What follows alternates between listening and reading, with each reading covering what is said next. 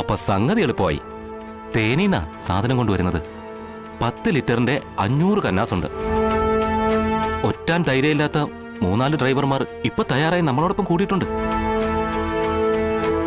ആശാനും കൂടെ കൂടിയാ അവർക്കൊരു ധൈര്യമാവും. ഒന്നുമില്ലെങ്കിലും അടവും തടവും പഠിച്ച ഒരാൾ കൂടെ ഉണ്ടാവുന്നത് എല്ലാവർക്കും ഒരു ധൈര്യമാണല്ലോ. തങ്കച്ച, അടവും തടവും മാത്രമല്ല, ഒഴിവും ഞാൻ പഠിച്ചിട്ടുണ്ട് കേട്ടാ.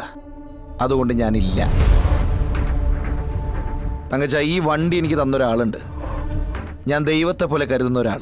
അദ്ദേഹത്തിനോട് എനിക്ക് നീതി കാണിച്ചേ പറ്റൂ. അതുകൊണ്ട് ഞാൻ ചെയ്യില്ല. മനസ്സിലായോ? അതിന് നമ്മളീ ചെയ്യുന്ന കാര്യം ഒരു കുഞ്ഞു പോലും അറിയില്ല.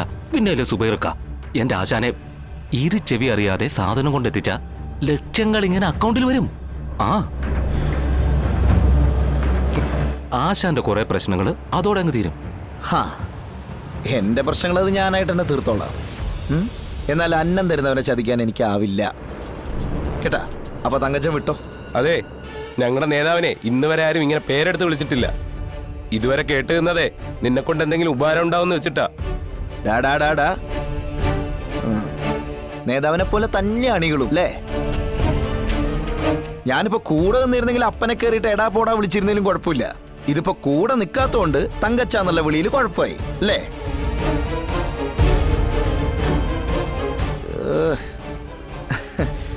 അപ്പോ ശരി നേതാവേ, ഞങ്ങൾക്ക് പോയിട്ട് കുറച്ച് പണിയുണ്ട്.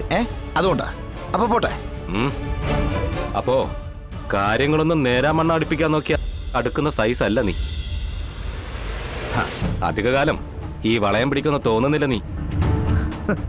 കണ്ടില്ലേ, ആശാനെന്ന് വിളിച്ചിരുന്ന നാവാ ഇപ്പൊ അത് നീയായി, അത് ഭീഷണിയായി, ഇനി അത് തല്ലാവും. വേണ്ട വേണ്ട, ഞങ്ങളെ അതിനുമ്പ് പണിക്ക് പോട്ടെ. സമയമില്ല, അതുകൊണ്ടാ. സമയമുള്ളപ്പോ നമുക്ക് കാണാം കേട്ടാ. ഇപ്പൊ പിക്കോ. പക്ഷേ ഈ തങ്കച്ചന്റെ വാക്ക് ധിക്കരിച്ചുകൊണ്ട് കുറച്ചധികം നാള് ഇവിടെ കിടന്ന് വിലസാമെന്ന് നീ ധരിക്കണ്ട. ഈ പണി പൂട്ടിക്കാനുള്ള പൂട്ട് ഞാൻ പണിയിക്കുന്നുണ്ട്. ആ പൂട്ടിന് കള്ളത്താക്കോല് പണിയിക്കുന്ന കാര്യം ഞാനും ഏറ്റു.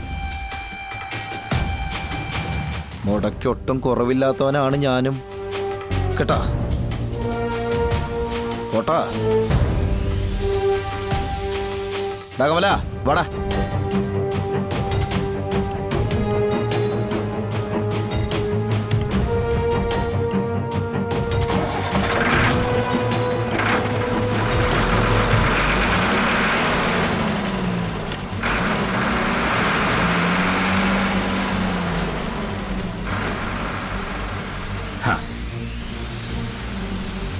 ആശാനെ, അവനങ്ങനെ പിണക്കുണ്ടായിരുന്നു.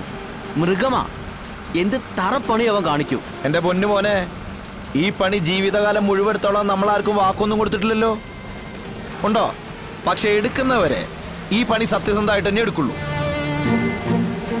ഇനി അതിലേറ്റ് അവൻ സ്പിരിറ്റ് കേൾക്കാൻ വന്ന അവന്റെ അണ്ണാക്കിൽ സ്പിരിറ്റ് ഒഴിച്ചു കൊടുത്താക്കി ഞാൻ. എടാ നീ ധൈര്യമായിട്ടിരിക്കടാ, അവൻ കളിക്കട്ടെ. നമുക്കത് വരുന്നിടത്ത് വെച്ച് കാണാം.